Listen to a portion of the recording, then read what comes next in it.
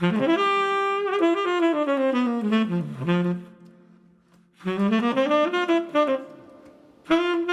Pegley was a curator and assistant director for the New Orleans Museum of Art. He was at the institution for more than 50 years.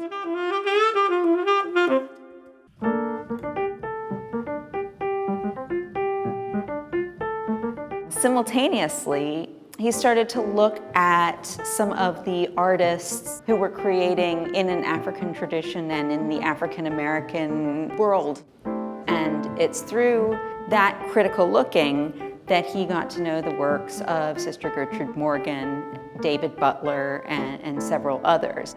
And that moved him into this interest in outsider art and into the focus on this contemporary art happening on his doorstep.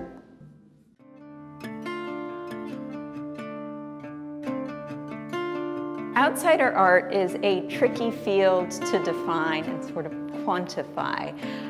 We tend to define outsider art as art by people who aren't formally trained and who work outside of academic circles. Sometimes people are kept out of the mainstream art world because of who they are, where they live.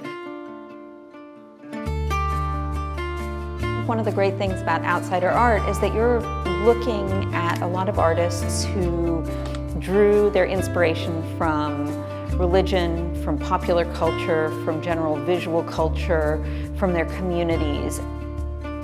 It gives us access to understanding a little bit more about what life was like for a lot of these artists. What were they exposed to visually? What were the driving forces in their daily lives? Was it religion? Was it love?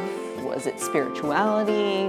And so in creating these amazing objects, these artists have preserved something of not just themselves, but where they come from and what they cared about and what was happening at the time. I think Bill's legacy extends far beyond what I'm able to say today.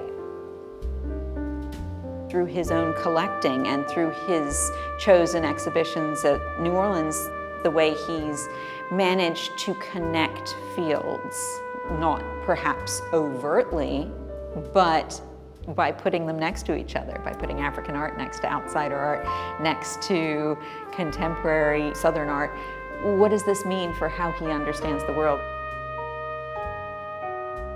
I think his idea of breaking down boundaries is now taking off in many, many areas of the art world. And I think he was at the forefront of that kind of thinking.